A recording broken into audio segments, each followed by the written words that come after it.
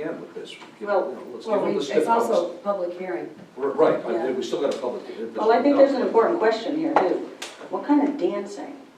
I think it's just like your old typical dance floor that, I don't know how many square feet it is that they plan on it, but I think it's just like, So you're not having dancers there? no, just a general. I'm just thinking that question was not asked, and I thought that was a very important question to ask, because I'm sure, Mr. McGee, would you have wanted that in your district? No, That's but I what would go and want. make sure that it wasn't like this.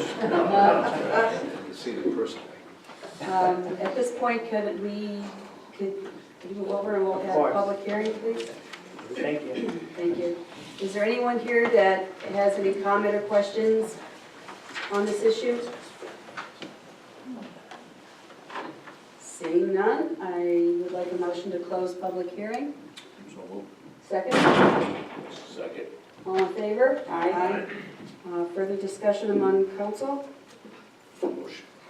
Carry it, short district. It's Yeah, a chicken or egg philosophy. You can, Well, I mean, like I said before, if they feel more comfortable moving forward, just knowing that if you don't get the special use, you know, it is what it is, but I'm all for it, so, I make a motion that we, With the pending the stipulations that are listed. And I'll second. All in favor? Aye. I will vote with Mr. McGee simply because it is his district, and I'd like to set the tone that if something comes up in my district, they would be deferring to me. So I'm going to defer to Mr. McGee and vote yes in the interest of cooperation and bipartisanship. Okay, thank you. Thank you very much. conundrum is solved. Okay, item O. This is the first reading of an ordinance amending Article 6, District Use Regulations, Section G, Commercial Outdoor Recreation. Mr. Solicitor? Yeah. Do you want me to explain this? Sure. You asked me to prepare an amendment to the zoning ordinance that dealt with the racing or course riding of ATVs and motorcycles. I understand it's been an issue in your district, and this is to clarify the zoning ordinance, which provides that anything that's not specifically permitted in the ordinance would require a special use permit. You've indicated that you want to clarify that this is specifically dealt with in the ordinance, and you want to prohibit it. So that is exactly what this amendment does. It does it in two parts of the ordinance. It does it in the commercial outdoor recreation, and it also does it in the outdoor recreation operated by nonprofit organizations. So that way it would be covered whether the race or the event, whatever you want to call it, purported to be either nonprofit or for-profit. It would be covered by this amendment. That requires that we actually address two parts of the ordinance. Like I said, outdoor recreation operated by nonprofit and commercial outdoor recreation. There are actually two matrices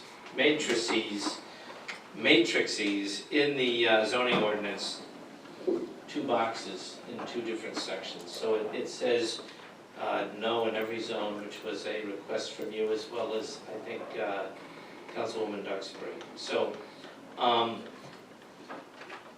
the introduction tonight is actually fun, because it's an amendment to a zoning ordinance. The process that's followed is actually mandated by the Zoning Enabling Act and our zoning ordinance. And so while this is a first reading, in situations like this, typically the Zoning Enabling Act, which has its own notice provisions, which are actually more, they ensure more notice than even our charter does for zoning amendments. The Zoning Enabling Act would actually dictate how notice is given. So This will be referred to the Planning Commission for its study and recommendation to the council. The recommendation is only precatory, it's not binding. They have 45 days to do that unless the applicant, the person asking for the change, gives them more time. It should be you. So if they need more time, they ask for it, they can get it with your permission. Then it comes back and the council advertises. I think it's for, it's in 452453 of the general laws. I think it's 3 weeks successive to the actual hearing date before here. Then we're going to have a public hearing. People should be aware that the Enabling Act specifically requires the town to tell people that the amendment to the zoning ordinance can be amended during the hearing based on the public testimony that is received. So the notice that the public is getting tonight of this ordinance may very well not be the end-all. It may be amended that night during the public hearing and as a result of some of the testimony that's offered. So if you're really concerned about this issue, be sure to come to the public hearing. That is absolutely essential. So that's, in a nutshell, what's being, this could have been done, in my opinion, without putting it on the agenda tonight. But you put it on and that's fine. It lets people know in advance that this process is going to be undertaken. But the fact is that the State Enabling Act says you can just submit it and it immediately gets referred to the Planning Commission, and there doesn't have to be a notice like this. So I think it's good that you did it because it put everybody's awareness up. It put the profile of this issue up, which I know has been an issue in your district. So that's it. So will they have 2 opportunities to speak in public then, at the Planning Commission and then in front of the council at the public hearing? Yes, I believe the only notice before the Planning Commission is going to be their agenda. Right. Nobody gets any written notice of an amendment like this. You don't get a certified mail or anything. Right, but those interested should be paying attention to the agendas for the Planning Commission so that they will know that that item is going to be discussed at the Planning Commission. Yes, and So they can voice concerns at the Planning Commission meeting when it's on the agenda, and they can come to the public hearing when the council is ready to vote. that's right, Okay. that's So right. this does not put it out to advertising then? This particular, well, this tonight, what all tonight really does is puts into motion the process that is very specifically described in the Zoning Enabling Act and therefore also in our zoning ordinance of the process that has to be followed by state law. And that process begins with a referral to the Planning Commission, who has to have a hearing and make a recommendation back to this council within 45 days. And then we advertise. And then, once you get it, we've actually done it, you can do you can anticipate that you're gonna get it back from the Planning Commission within the 45 days, especially if you coordinate with them and communicate. You can actually advertise during the time that the Planning Commission is considering it. You can advertise that you're gonna have a public hearing. So there can be an overlap of the 3 weeks that you're advertising for the public hearing here while it's being considered by the Planning Commission. So are you actually looking for a vote tonight to? No. No. You don't need any vote at all. I didn't think so. You don't ever need a vote when you merely introduce an ordinance, and that's all this is. This is the introduction of an ordinance. It was put down as a first reading.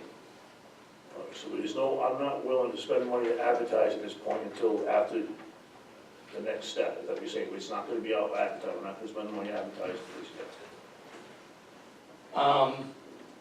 I think we have to coordinate with when the Planning Yeah, I Commission's think going to bring it up. that's Yeah. kind of what I said, is that the best way to look at it is if you coordinate with the Planning Commission and you actually get some idea of how quickly they think they can handle this request, you can do it in a very tight schedule if you want to, but you don't have to. I mean, you can take the time you want to take to do this. I think you I raise think a good this point is- with the advertising, because our advertising bill is really, and we just probably want to get a sense of what the Planning Commission's doing. The advertising for this will be very short, because it's not gonna be a big ad, because the changes are very, I mean, it's one page. Yeah, but we still have to make sure that everybody's on board with this before we spend. We're way over budget on advertising because it seems to be a new ordinance coming out every month, and we're way overboard on the advertising. So before I'm willing to spend any more money, I want to make sure public hearings are out, people have had a chance to voice their opinion, Sure. and the council has had a chance to voice their opinion. Well, I think from just my own personal experience with this last year, I think there are gonna be a lot of people interested. There are a lot of folks from the motorcycle and ATV riding world, and they're always very vocal, and they're always passionate about what they think is right, and I know there are a lot of people in the neighborhood, so I think the hearings will be well attended, if you want my prediction. Well, So, I did ask for this to be put on because obviously I've gotten lots of emails, lots of phone calls, and a lot of concerns from the neighbors, the residents of that area. So I think it's only fair to have both sides in public for a hearing. Any other discussion, right? the only thing I would, First reading, if there's no action to be taken. the only thing I would point out, just for those who are curious, I believe that under the zoning ordinance right now, a race like this would require a special use permit at a minimum. Yep. Because, under the zoning ordinance, because it's not specified. It's remarkable, but there's nothing in our zoning ordinance about racing or motorized horse riding, other than, I think for personal use, they do it all the time. They've been doing it since I was a kid in Coventry. I didn't grow up in Coventry, but I grew up in Foster, and it's been carried on for a long time. The question is whether you can have events that are more than personal use, and whether that requires a special use permit, and in my opinion, it does, under the current ordinance, because it's simply not specified. Any other questions? Okay, Mrs. George, next. Public comment? Public comment, raise your hand. Yes, Mr. Lawrence, you had his hand up first.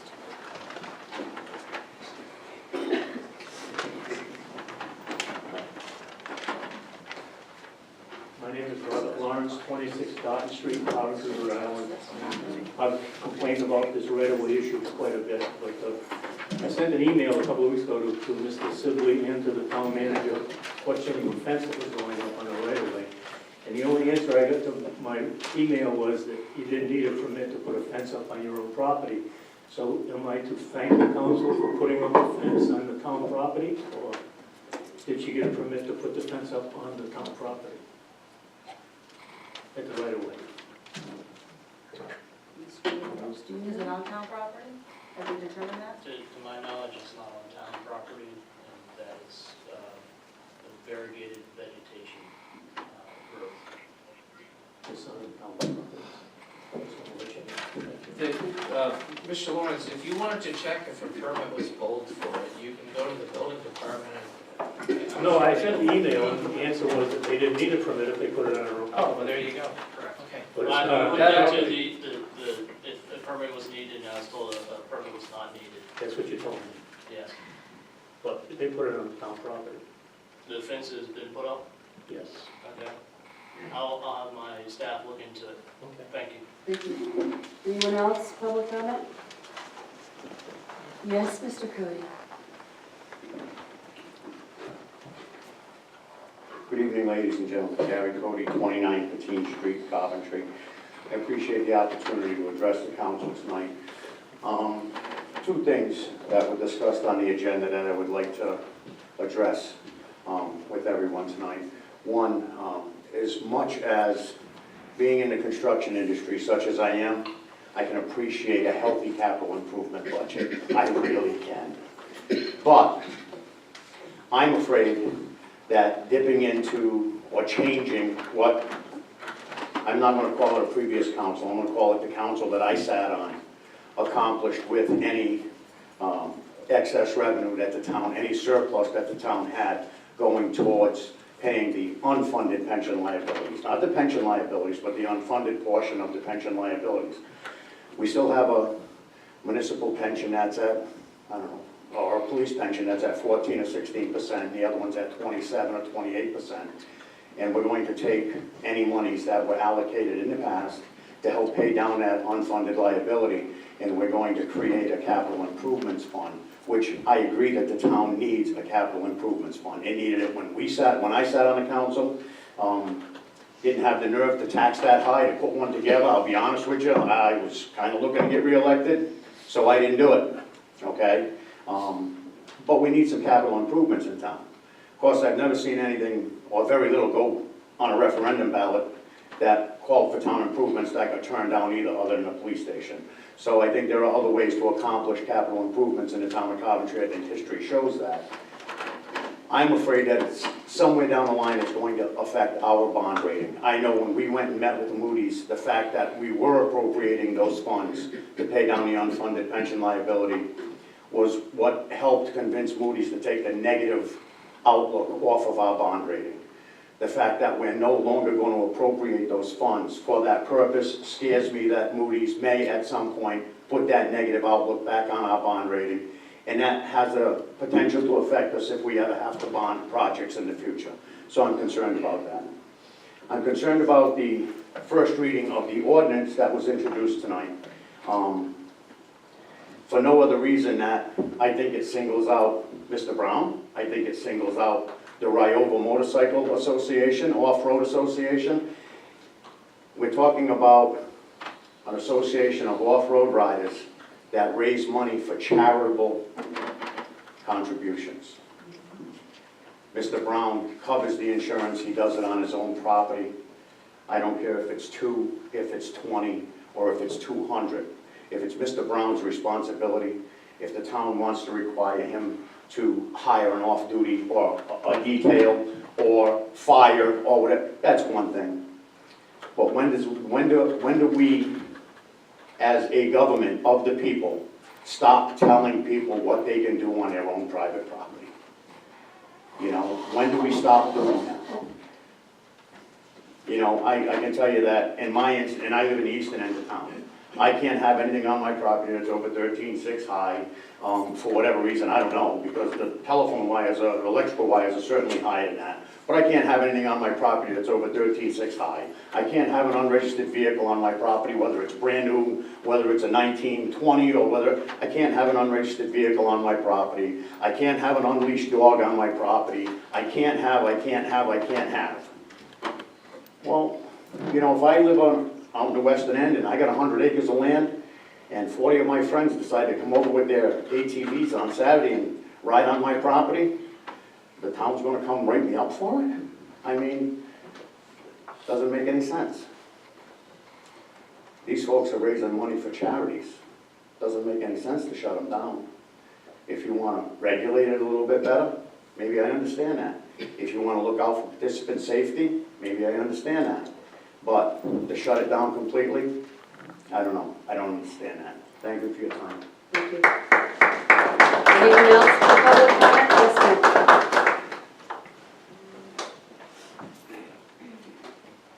ma'am. Nicole Richards, 655 Cahoon Road. I'm with Mr. Cody. We brought all of this to the police chief for not last year's race, you canceled last year's race, thank you for that. The year before, we brought it to the police chief, he had no issue, and we were advised we did not need a police detail. We took it to Western Coventry Fire Department. We had, how many did we have? 2? 3. 3 emergency vehicles on scene for the entire weekend. There was no injuries to my knowledge. There was no disruption to our neighbors to my knowledge. There was, don't even look close enough. There were hundreds of children there that benefited from this, and the group gave back to our local high school. So again, I'm with Mr. Cody. If you'd like to set some sort of regulation, I can completely agree with that. But as far as canceling it and taking this away from our children, I don't think that's fair. I don't think regulating, again, what Mr. Cody said, we do on our own property, it falls on my insurance, whether it be my homeowner's insurance or my health insurance if something happens to my children. You want to take that from them? It keeps them off the streets. It keeps them out of trouble with the police department. It keeps them focused and driven in school so that they can continue to ride. And I say shame on anyone who wants to take that away from our children. Thank you. Thank you. Anyone else? Any other public comment this evening? Yes, ma'am?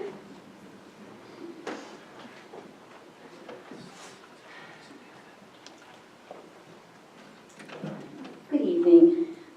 My name is Nancy Sullivan. I live at 6 White Oak Court. It is very important to me and to a lot of the town people that we ask the elected officials to keep in mind as they speak publicly, communicate publicly, in media, social media, that you remember you are in your seats due to the voters voting for you. Your spoken and written words are remembered and cause the voters to vote accordingly. Recently, at a school committee member put on social media some very offensive comments to many constituents. Two meetings ago at the budget work session, Mr. Lavoisinier also spoke offensively when he went on for over 10 minutes negatively as perceived by some of the public regarding the educating cost of special education students, commenting on the increased percentage of students receiving assistance. You also said that these students might not need services after time. Well, Mr. Lavoisinier, I can clearly understand that you don't understand the world of a special education child. A child who has needs through receiving services will learn how to learn with theirs, but they will never go away. A child who is dyslexic all their life. I urge you to remember to speak carefully, respectfully, and before you speak or ramble on, you engage your brain before your mouth. Think before you speak.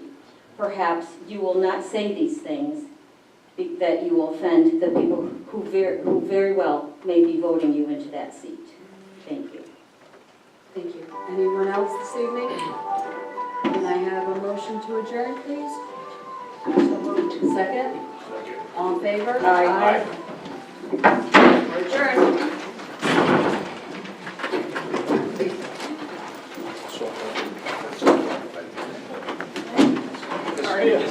This First Amendment, this side.